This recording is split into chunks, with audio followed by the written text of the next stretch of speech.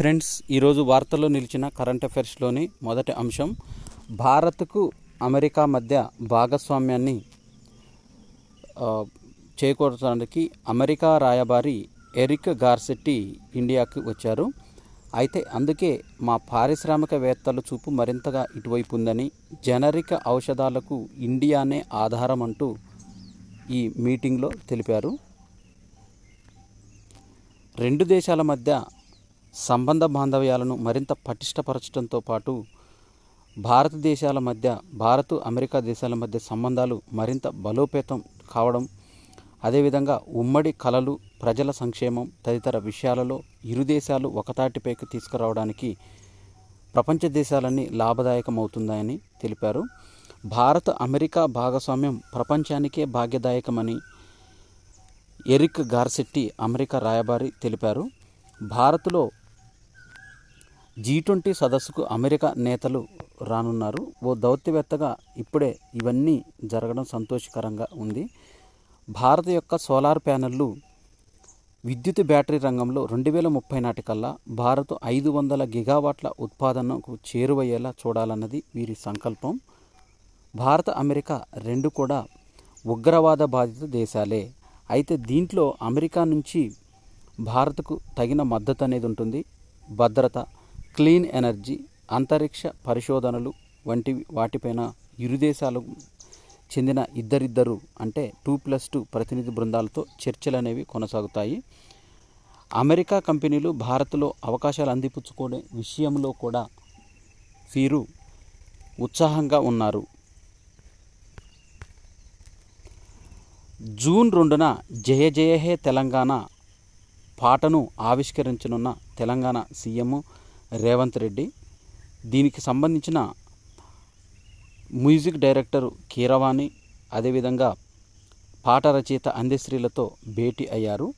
ప్రత్యేక రాష్ట్ర సాధన ఉద్యమంలో తెలంగాణ సమాజాన్ని వృతులొగించిన పాట జయ జయ హే తెలంగాణ.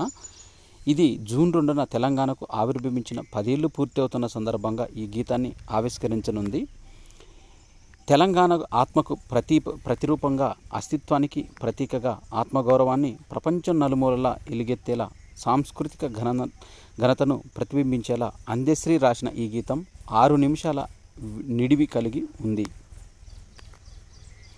బ్యారేజీల పరిరక్షణ పైన చర్యల కోసం పర్యవేక్షణ కమిటీని ఏర్పాటు చేయనున్నారు. కాళేశ్వరం ఎత్తిపోతలలో మేడిగడ్డ, అన్నారము, సుందిల్లా బ్యారేజీ వీటి కోసం పరిరక్షణ చర్యలు చేపట్టడానికి ప్రభుత్వము 4 సభ్యులతో కమిటీని ఏర్పాటు చేసింది. దీంట్లో నీటి పారుదల శాఖ ఇంజనీర్ ఇన్ చీఫ్ జనరల్ కమిటీకి చైర్మన్గా నియమించారు. సభ్యులుగా ENC, O&M, commission of designs CE, Ramagundam సిఈలను కూడా ఈ బ్యారేజీ పరిరక్షణ కమిటీ దీంట్లో వీరికి స్థానం కల్పించింది. నైనీ బ్లాకులో తవ్వకాలకు తొలగిన అడ్డంకు, నెల రోజుల్లో బొగ్గు ఉత్పత్తి, 10 ఏళ్ల క్రితం సింగరేణికి కేటాయింపు. ఒడిశాలోని నైనీ బ్లాక్ ఎక్కడుందంటే ఇది ఒడిశాలోని నైనీ బ్లాక్లో బొగ్గు తవ్వకాలకు అడ్డంకులు తొలగిపోయాయి. గూగుల్లో ఆర్టిఫిషియల్ ఇంటెలిజెన్స్కి పెద్దపీట వేస్తున్నారు. దీంట్లో అధునాతన అసిస్టెంట్ అనేది దీంట్లో జెమినీ 1.5 ప్రో మోడలు. దీనికి సంబంధించిన కోడ్ను విశ్లేషించడము, వస్తువుల జాడను తెలియజేయడానికి దీన్ని ఉపయోగిస్తున్నారు. నానో ఆర్టిఫిషియల్ ఇంటెలిజెన్స్ మోడలు తెలివిగా లాంగ్వేజ్ మోడల్ జెమినీ నానో, దీని పేరు జెమినీ నానో. ఇది 1.0 మోడల్. బోలెడన్ని సామర్థ్యాలు దీంట్లో ఇన్స్టాల్ చేశారు. దీంట్లో క్లౌడ్ ఆధారిత AI వ్యవస్థ జెమినీ 1.5 ప్రో ప్రపంచవ్యాప్తంగా డెవలపర్లకు అందుబాటులోకి రానుంది. ఇక హోంవర్క్ కోసము సర్కిల్ టు సెర్చ్ ఫీచర్ విద్యార్థులకు చేదోడుగా నిలిచేలా ముస్తాబవుతుంది. దీంట్లో ఆండ్రాయిడ్, స్మార్ట్ ఫోన్, ట్యాబ్లెట్ల మీద నేరుగా గణిత, భౌతిక శాస్త్ర హోంవర్క్లు తేలిగ్గా చేసుకోవచ్చు. ఇక అవసరానికి తగిన చాట్ బాట్ అనేది ఇది GPT మాదిరిగానే జెమ్స్ ద్వారా జెమినీకి సూచనలు ఇవ్వవచ్చు. దీంతో వీడియోలను లెన్స్తో శోధించడానికి గూగుల్ లెన్స్ ఫీచర్ను దీనికి అనుసంధానం చేశారు. వీడియోలతో వియోతో వీడియోలను సృష్టించవచ్చు. దీనిలో స్పష్టమైన 1080 పిక్సెల్ రెజల్యూషన్తో ఆకర్షణీయమైన దృశ్యాలను దీంట్లో ఇన్స్టాల్ చేశారు. అసిస్టెంట్తో ప్రత్యక్ష సంభాషణలు అనేవి కూడా చేపట్టడానికి, జెమిని మాట్లాడుతున్నప్పుడు మధ్యలో సందేహాలను నివృత్తి కూడా చేసుకోవడానికి గూగుల్ ఈ ఏర్పాట్లను ఆర్టిఫిషియల్ ఇంటెలిజెన్స్తో అనుసంధానం చేసింది. పెద్దలకు కూడా బీసీజీ టీకాను ఏర్పాటు చేయడానికి సన్నాహాలు చేస్తుంది. క్షయ, టీబీ వ్యాధికి సంబంధించి జూన్ ఆఖరు లేదా ఆగస్టులో వీటిని ప్రారంభిస్తారు. దీంట్లో 18 ఏళ్లకు పైబడిన వారికి కూడా బీసీజీ టీకా కార్యక్రమాన్ని రాష్ట్ర వైద్య ఆరోగ్య శాఖ శ్రీకారం చుడుతుంది. మొదటి దశలో ఎంపిక చేసిన 17 జిల్లాల్లో గుర్తించిన సుమారు 60 లక్షల మందికి ఒక డోసు టీకా ఇచ్చేందుకు వీలుగా ఏర్పాట్లు చేస్తుంది. దీంట్లో 60 ఏళ్ల పైబడిన వారికి, BMI 18 కంటే తక్కువ ఉన్నవారు, మద్యం తాగేవారు, ఇప్పుడు పొగ తాగుతున్నవారు, గతంలో పొగ తాగినవారు, క్షయవ్యాధిగ్రస్తులకు సన్నిహితంగా ఉన్నవారు, గత 5 ఏళ్లుగా క్షయవ్యాధిగ్రస్తులు ఉన్న ఇంట్లోని ఇతర కుటుంబ సభ్యులు. దీంతో వీరికి బీసీజీ టీకాను ఏర్పడటానికి సన్నాహాలు చేశారు. ఎక్స్లో పూర్తి నిడివి సినిమాలను ఇన్స్టాల్ చేయడానికి దీనికి సంబంధించిన యూజర్లు ప్రతిస్పందనలు తెలియజేశారు. దీంట్లో ప్రజలు సబ్స్క్రైబ్ చేసుకోగానే ఆ సినిమాలు కొనుక్కోవచ్చని, అప్పుడు ఎక్స్ నిజమైన సినిమా వేదికగా కాగలదంటూ ఎక్స్కు మెరుగైన వీడియో ప్లేయింగ్ యంత్రాంగం అవసరమని సూచించారు. ఈ వానాకాలం ఆశాజనకంగా ఉంటుందంటూ వ్యవసాయ శాఖ ఒక ప్రణాళికను విడుదల చేసింది. దీంట్లో 191.93 లక్షల ఎకరాల్లో సాగుని అంచనా వేస్తుంది. నిరుడి సాగు కంటే 11.19 లక్షల ఎకరాలలో ఈసారి సాగు అనేది చేపట్టనున్నారు. మైక్రోసాఫ్ట్ ఆర్టిఫిషియల్ ఇంటెలిజెన్స్కు సంబంధించిన ల్యాప్టాప్లను విడుదల చేయడానికి సిద్ధం చేసింది. దీంట్లో సర్ఫేస్ ల్యాప్టాప్ల పరిచయంతో మైక్రోసాఫ్ట్ సంస్థ పీసీ రంగానికి నవశకానికి నాంది పలికింది. కోపైలట్ ప్లస్ ఏఐతో అనుసంధానమైన తొలి పరికరాలు ఇవే కావడం గమనార్హం.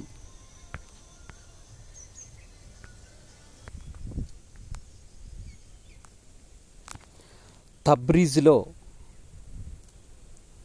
ఇబ్రహీం రైసీ నిన్నటి రోజున ఇరాన్ అధ్యక్షుడు హెలికాప్టర్ ప్రమాదంలో మరణించిన ఇబ్రహీం రైసీ యొక్క సంతాపయాత్ర తబ్రీజ్లో జరిగింది.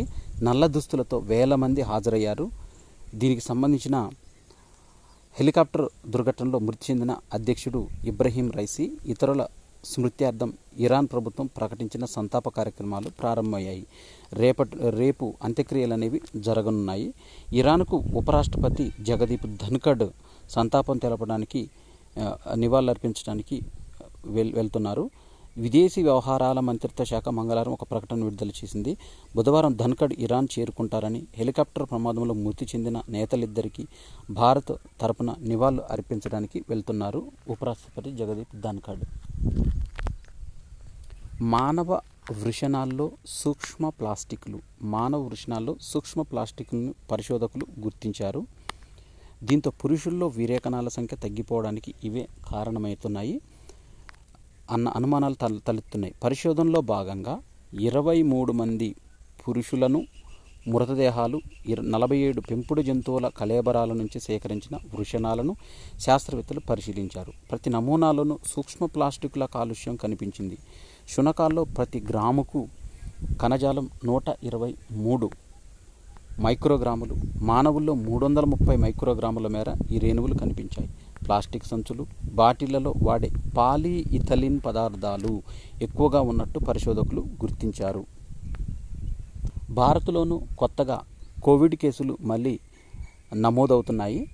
KP1, KP2 వేరియంట్లు తాజాగా మన దేశానికి విస్తరించాయి. ఖమేనీ వారసుడు రైసీ మరణంలో ఇరాన్ భవితపైన చర్చ జరుగుతుంది. దీంట్లో అధ్యక్షుడు తర్వాత వారసుడు ఖమేనీ అని ప్రకటిస్తున్నారు. ఫుడ్ అండ్ న్యూట్రిషన్ బోర్డు అనేది మూసివేయడానికి సిద్ధంగా ఉంది.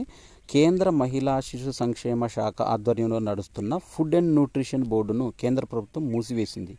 గతేడాది ఏప్రిల్ 6న జరిగిన కేబినెట్లో తీసుకున్న నిర్ణయం మేరకు ఈ సంస్థను మూసేస్తున్నట్టు విడుదల చేసిన నోటిఫికేషన్లో తెలిపింది. 1964లో కేంద్ర వ్యవసాయ శాఖ ఆధ్వర్యంలో ప్రారంభం కాగా 1993లో మహిళా శిశు సంక్షేమ శాఖ పరిధిలోకి మార్చారు దీన్ని.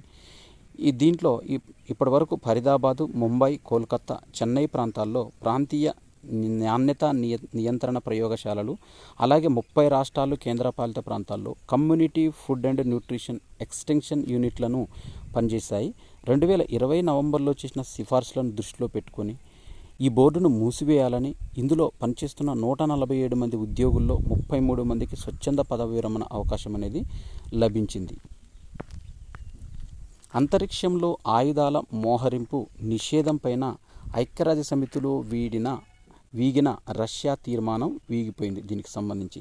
అయితే దీనికి ఓటింగ్ జరపగా దీంట్లో చైనా కూటమి నుంచి 7 ఓట్లు అనుకూలంగా, అమెరికా కూటమి నుంచి 7 ఓట్లు ప్రతికూలంగా పడ్డాయి. స్విట్జర్లాండ్ ఓటింగ్లో పాల్గొనలేదు. తీర్మానం నెగ్గటానికి కావలసిన 9 ఓట్లు రాకపోవడంతో ఈ తీర్మానం అనేది వీగిపోయింది. దీంట్లో గత నెలలో అమెరికా, జపాన్ ప్రవేశపెట్టిన తీర్మానం ఐక్యరాజ్యసమితి భద్రతా మండలిలో వీగిపోయింది. దీనికి ప్రతిగా అంతరిక్షంలో అన్ని రకాల ఆయుధాల మోహరింపు నిషేధించాలని రష్యా తీర్మానం అనేది ప్రవేశపెట్టింది. దీనిపై చర్చ సందర్భంగా ప్రపంచాన్ని తప్పుదోవ పట్టించాలన్న రష్యా చూస్తుందని అమెరికా, దాని మిత్ర దేశాలు ఆరోపించాయి. రష్యా గత వారమే ఒక ఆయుధాన్ని రోదసిలోకి ప్రవేశపెట్టింది. ఈ రష్యా దీన్ని ఖండించింది.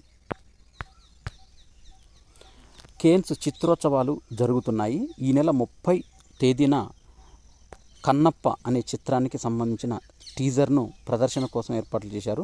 భారతదేశంలో ఇతర భాషల్లో జూన్ 13న ఈ టీజర్ని విడుదల చేస్తారు. అంతర్జాతీయ ప్రమాణాలతో రూపొందిస్తున్న ఈ సినిమా ప్రేక్షకులు ఒక గొప్ప అనుభూతిని పంచుతుందని దీనికి ముఖేష్ కుమార్ సింగ్ దర్శకత్వం వహించారు. ఆవా ఎంటర్టైన్మెంట్స్ పతాకంపై మోహన్ బాబు ఈ చిత్రాన్ని నిర్మిస్తున్నారు. కేన్స్ చిత్రోత్సవాల్లో గర్ల్స్ విల్ బీ గర్ల్స్ అనే చిత్రాన్ని ప్రదర్శనకు పెడుతున్నారు. ఈ చిత్రంలో పలు అంతర్జాతీయ వేదికలపైన ఈ చిత్రం ప్రశంసలు దక్కించుకుంది. దీంతో గర్ల్స్ విల్ బీ గర్ల్స్ మే 22-23 తేదీల్లో రైమో హాల్లో ప్రదర్శించనున్నారు. ఈ చిత్రం ప్రీతి పానిగ్రాహి ప్రధాన పాత్ర పోషించారు. ఇరాన్ అధ్యక్షుడు రైసీ 63 సంవత్సరాల వయసులో హెలికాప్టర్ ప్రమాదంలో మరణించారు. ఆయన ప్రయాణిస్తున్న హెలికాప్టర్ 2024 మే 19న తూర్పు అజర్బైజాన్ ప్రావిన్స్లో దట్టమైన అటవీ ప్రాంతంలో కూలింది. ఇరాన్ రెడ్ క్రీసెంట్ సొసైటీ మే 20న ప్రమాదం జరిగిన ప్రాంతాన్ని గుర్తించింది. ఆయనతో పాటు విదేశాంగ మంత్రి హొస్సేన్ అమీర్ అబ్దుల్లాహియాన్ 60 సంవత్సరాల వ్యక్తి కూడా మృతి చెందాడు. రైసీ 2021లో ఇరాన్ అధ్యక్షుడిగా ఎంపికయ్యారు. కాలిఫోర్నియాలో సాక్రమెంటో సుపీరియర్ కోర్టు జడ్జిగా తెలుగు మహిళ జయ బాడిగా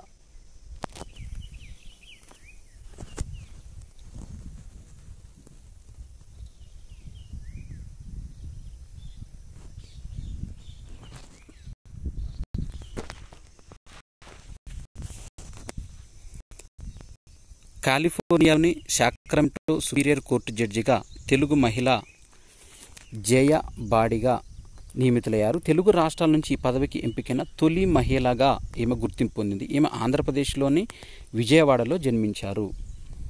ప్రపంచ పారా అథ్లెటిక్ ఛాంపియన్షిప్లో జివాంజీ దీప్తి బంగారు పతకాన్ని నెగ్గింది.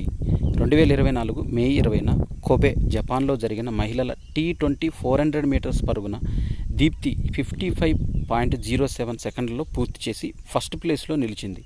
2023 ప్యారిస్లోనూ బ్రెనా క్లార్క్ 55.12 సెకండ్ అమెరికా నమోదు చేసిన రికార్డును ఈమె అధిగమించింది. దీంతో రికార్డు నమోదైంది 55.07 రికార్డు. గతంలో ఉన్న రికార్డు 55.12. ఈ రికార్డును అధిగమించి జివాంజీ దీప్తి స్వర్ణ పతకాన్ని నెగ్గింది. ప్రస్తుత ఆర్థిక సంవత్సరము 2024-25లో 2024-25 ప్రస్తుత ఆర్థిక సంవత్సరంలో భారత్ యొక్క ఆర్థిక వ్యవస్థ వృద్ధి 6.6గా నమోదు చేయవచ్చని మూడీస్ రేటింగ్ సంస్థ 6.6 వృద్ధి రేటు గురించి తెలిపింది.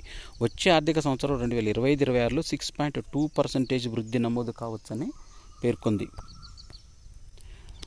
4వ త్రైమాసికంలో 2023-24 వృద్ధి రేటు మనకి ఇప్పుడు ప్రస్తుత ఆర్థిక సంవత్సరంలో వృద్ధి రేటు 7.8% ఉంటుందని, 4వ త్రైమాసికంలో 6.7% ఉంటుందని ఇక్రా అనే సంస్థ ఈ భారత్ యొక్క గ్రోత్ రేట్ను తెలిపింది. ప్రస్తుత ఆర్థిక సంవత్సరంలో 7.8%కి, అదేవిధంగా భారత ఆర్థిక వ్యవస్థ గత ఆర్థిక సంవత్సరం తొలి 3 త్రైమాసికాల్లో చూసినట్లయితే 8.2%, 8.1, 8.4 చొప్పున వృద్ధి రేటు నమోదు చేసుకుంటుందని ఇక్రా తెలిపింది. 2022-23లో వృద్ధి రేటు 7%తో పోలిస్తే 2023-24కి ఇక్రా అంచనా 7.8% అధికం. 2023-24 4వ త్రైమాసిక జీడిపి గణాంకాలు, పూర్తి ఏడాదికి తాత్కాలిక అంచనాలు ఈ నెల 31న వెలువడనున్నాయి. ఆర్బీఐ ఒక బులెటిన్ ద్వారా విడుదల చేసిన దీంట్లో ఈ బులెటిన్లో తొలి త్రైమాసికంలో భారత్ యొక్క వృద్ధి రేటు 7.5% వృద్ధిని నమోదు చేసుకుంటుందని ఆర్బీఐ ఒక బులెటిన్ని విడుదల చేసింది.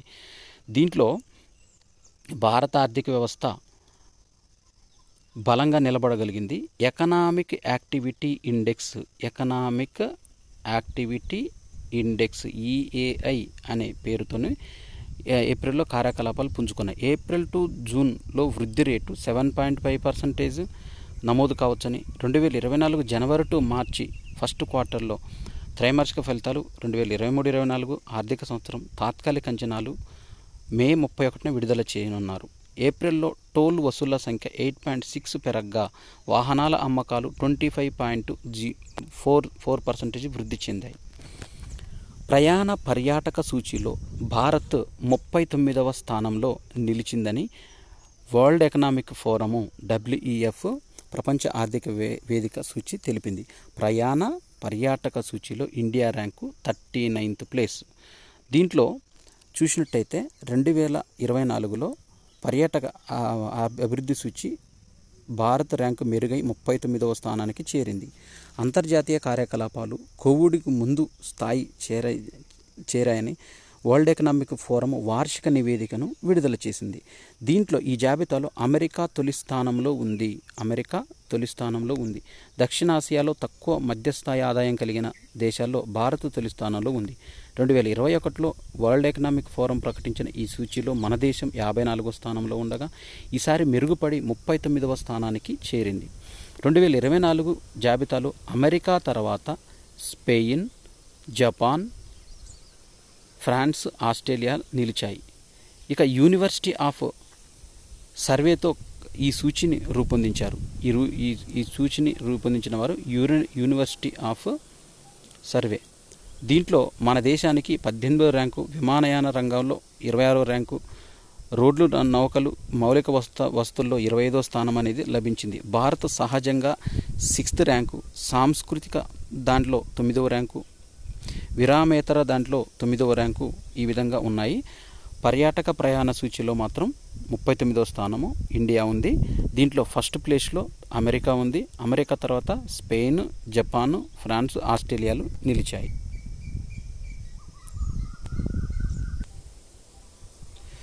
థాయిలాండ్ బ్యాడ్మింటన్ ఓపెన్ గెలిచిన సాత్విక్ సాయిరాజ్, చిరాగ్ శెట్టిలు మళ్ళీ ఈ జంట నెంబర్ 1 ర్యాంకుకు ఎగబాకారు. దీంట్లో మళ్ళీ నెంబర్ 1 ర్యాంకు సాధించారు. ఆల్ ఇండియా ఛాంపియన్షిప్లో 2వ రౌండ్లోనే ఓటమి, ఆసియా ఛాంపియన్షిప్లో వాకోవర్ తర్వాత భారత జంట అగ్రస్థానాన్ని 3వ ర్యాంకుకు పడిపోయింది. థాయిలాండ్ టైటిల్ గెలిచాక 99,670 పాయింట్లతో నిలిచిన సాత్విక్ జోడీ 2 స్థానాలు మెరుగే మళ్ళీ నెంబర్ 1కు దక్కారు. మహిళా సింగిల్స్లో సింధు 1 స్థానం కోల్పోయి 15వ ర్యాంకులో నిలిచింది.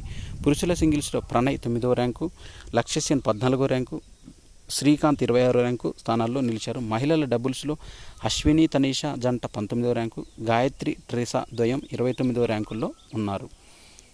సాత్విక్ సాయిరాజ్, చిరాగ్ శెట్టి జోడీ number 1 rank Thailand badminton open ద్వారా. నెక్స్ట్ మనకు ఐపీఎల్ సీజన్ 17లో ప్లే ఆఫ్స్కు సంబంధించిన మ్యాచెస్ అనేవి జరుగుతున్నాయి. క్వాలిఫైర్ 1లో సన్ రైజర్స్ చిత్తుగా ఓడిపోయింది. దీంట్లో కోల్కతా ఫైనల్కు చేరుకుంది. ఈ క్వాలిఫైర్ 1లో గెలిచిన జట్లే 2018 నుంచి కూడా ఐపీఎల్లో విజేతగా నిలిచాయి. చూసినట్టయితే 2018లో చెన్నై ఫైనల్కి వెళ్ళింది, ఇది గెలిచింది. ప్లే ఆఫ్స్లో గెలిచిన తర్వాత 2019-20లో ముంబై ఇండియన్స్, 2021లో చెన్నై, 2022లో గుజరాత్, 2023లో చెన్నై, ఇలాగే క్వాలిఫైర్ 1లో గెలిచిన జట్టే చివరికి పతాకం గెలుచుకున్నది. దీంట్లో పారా అథ్లెటిక్ ఛాంపియన్షిప్లో భారత అథ్లెట్ల జోరు అనేది కొనసాగుతుంది. ఒకే రోజు 3 స్వర్ణాలు మన సొంతమయ్యాయి. Defending champion Sumit F64 javelin త్రోలో పసిడి పథకాన్ని నిలబెట్టుకున్నాడు. మరియప్పన్ ఏక్తాలకు కూడా పసిడి పథకం అనేది చేజిక్కించుకున్నారు. ఇవి మే 22, 2024కు సంబంధించిన కరెంట్ అఫైర్స్.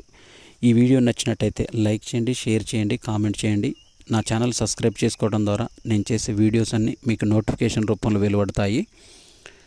2023, 2024కు సంబంధించి ఈ రోజు వరకు అన్ని కరెంట్ అఫైర్స్ అనే ఫోల్డర్లో ఉన్నాయి. ఇంకా ఎవరైనా చూడాలంటే ఆ 2024 కరెంట్ అఫైర్స్ అన్నీ కూడా జనవరి నుంచి ఈ డేట్ వరకు అన్ని కరెంట్ అఫైర్స్ ఫోల్డర్లో ఉంటాయి. Thanks for watching.